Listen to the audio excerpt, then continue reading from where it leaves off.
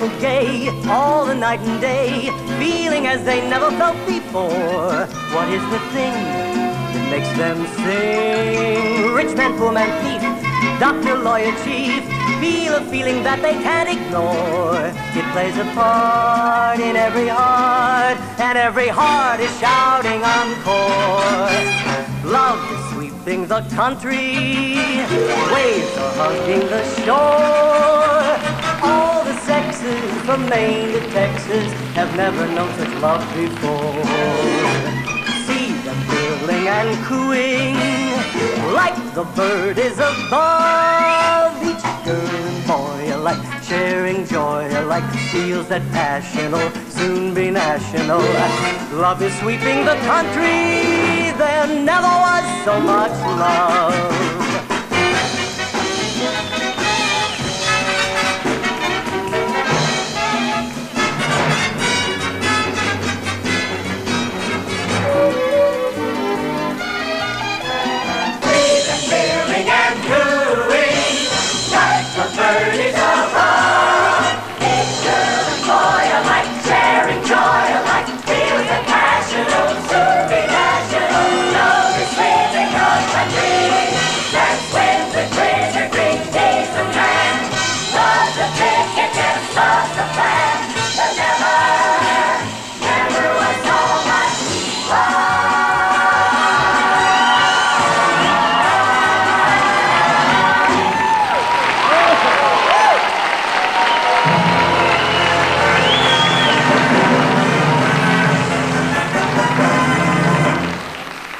This is UGLA now, happy and gay, totally integrated in the community, looking forward to a bright and brilliant future. But it wasn't always that way. It all began one evening around midnight.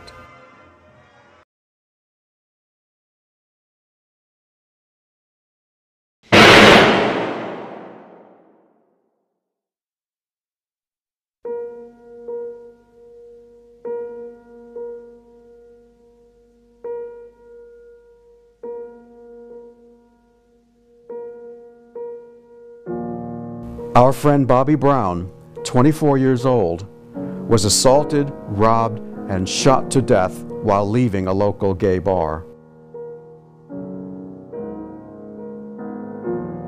With him was David Maxwell, who was also shot, though not fatally.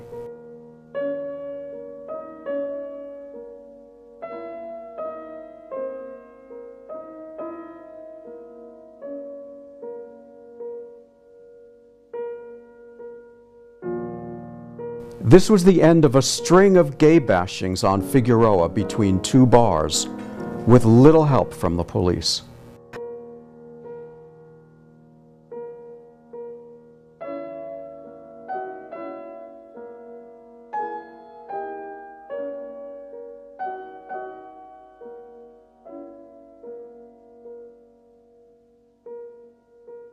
Outraged, Gus DeClaro, personal friend, local homeowner, and businessman, organized a meeting.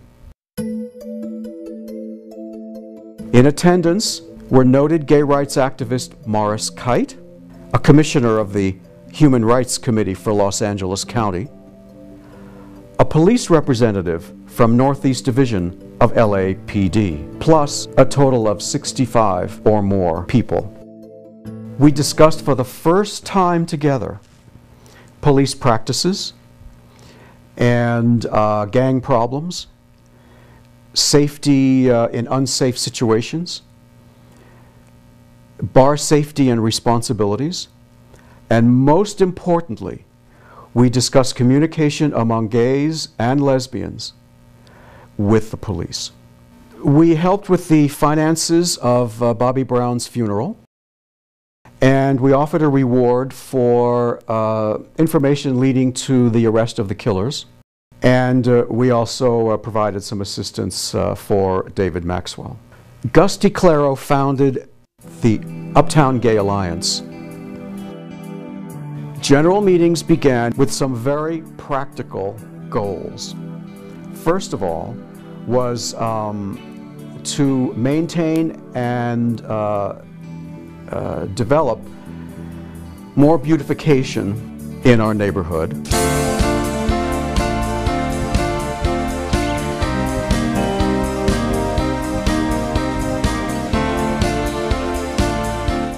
We wanted to support gay businesses and those businesses that supported gays and lesbians.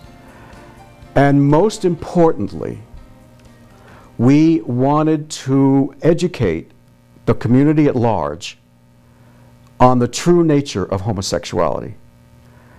And to do that, we became involved openly in the community.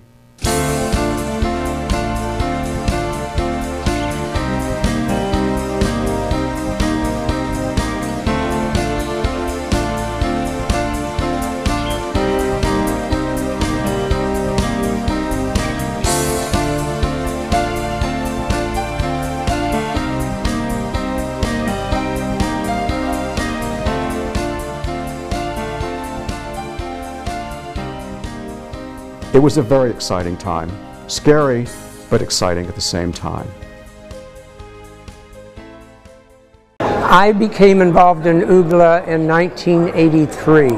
I was secretary and then vice president, and then I became president in 1987. UGLA was formed as a way of developing the local community and of networking gay people together and empowering us politically, because at that time we had no political empowerment whatsoever. You know, it was amazing to me that this small group of people could get together and become so powerful, literally take on the police at that time who were sort of dismissive of what was happening in Northeast Los Angeles. And I remember at our 10th anniversary for UGLA, which was at the Dorothy Chandler Pavilion, the captain of Northeast Division showing up with his wife. What a difference in 10 years. In those years, 1988, 89, 90, there was no social services on this side of town, no real awareness about help for gay men who were struggling against HIV. A young man named Michael Weinstein was in fact establishing a healthcare center here in Elysian Park, and he was working with the city to have the Chris Brownlee Hospice turned over to the AIDS Healthcare Foundation, and that was to become a center for this area to help people who were fighting HIV. Well, we were very impressed. The fact that there was this grassroots organization, first of all, and that something was being done in this area to fight HIV. I joined UGLA with my son, who is gay. He's in his late 40s, and he's lived in LA for 25 years. And when his partner passed away in 1996, he asked me to sell my house in Florida and move out here, and we bought a house together. And we were very fortunate that a former UGLA member, Dale Carvey, who has passed on, brought us to UGLA, and we joined. And I think it's a wonderful organization because of all the community work it does and the outreach it does. And it's a very positive organization. It makes people feel good about themselves, and definitely has been an asset to this community.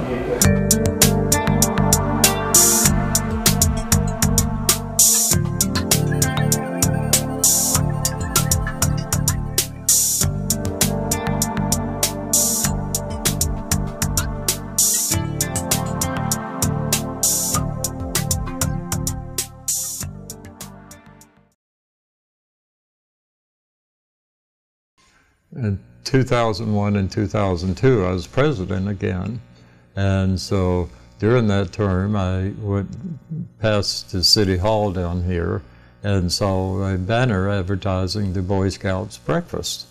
And so I thought, well, if the Boy Scouts can have a banner, at the City Hall, so can the gays and lesbians. So I went into the office and talked to Linda Herbert, who was Nick Pacheco's field rep, and told her that I wanted us to have a banner in June celebrating Gay Pride Month. And so they agreed. And so we hung the banner.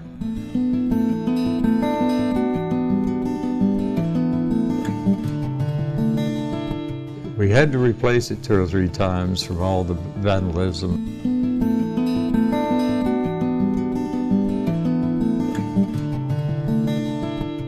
The first year, we made, I don't know, 5 or 6 police reports on it.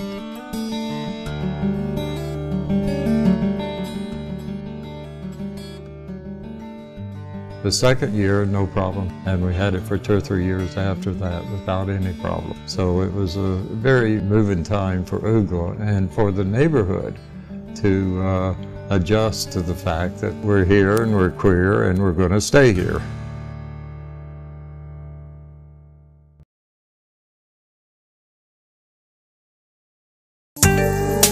We started very small, you know. We were having meetings there at the Bon Mott, and then we were having meetings in private homes. And since then, we all work together.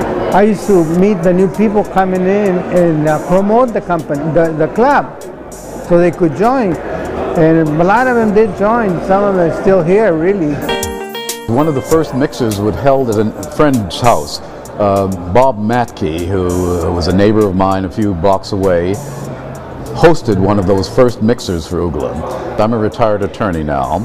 I'd known Bill Bailey for years. I prepared several permutations of his will. Bill thought that he had not given enough back to our community during his lifetime, and he decided to leave his encumbrance-free home to UGLA, and that started the Bill Bailey estate. We've been a member for 15 years. Late 80s, I think. Yeah, late 80s, and we've been together for 46 years.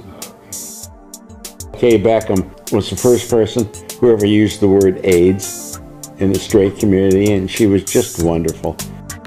My late husband, Jim Beckham, and I became interested in UGLA.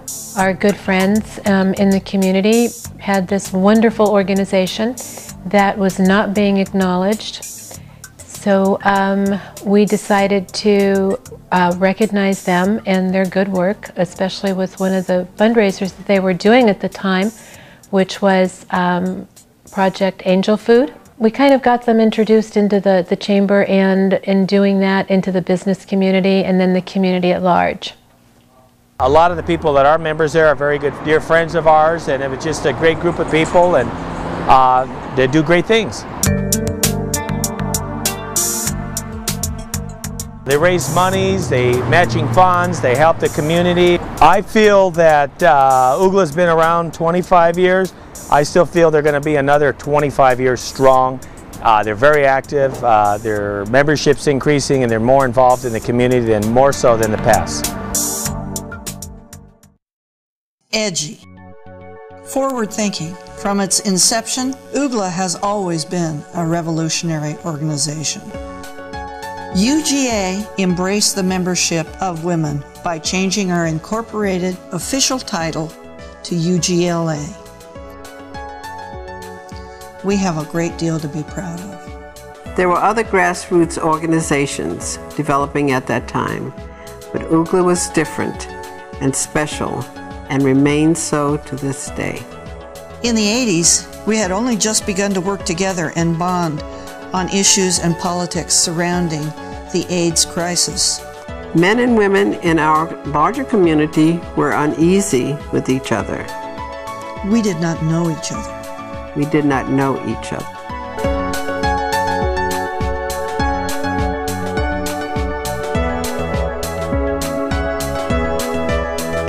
It is all of you who are a part of the restructuring of human relations in our country and in the world, a part of the beginning of the end of the oppression of all peoples.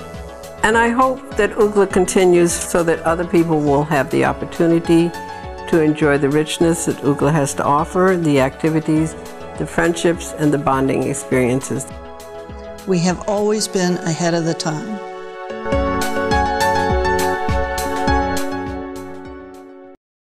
I remember a few years ago, I had just gotten my first little electric car, the Gem, which is like the superannuated golf cart.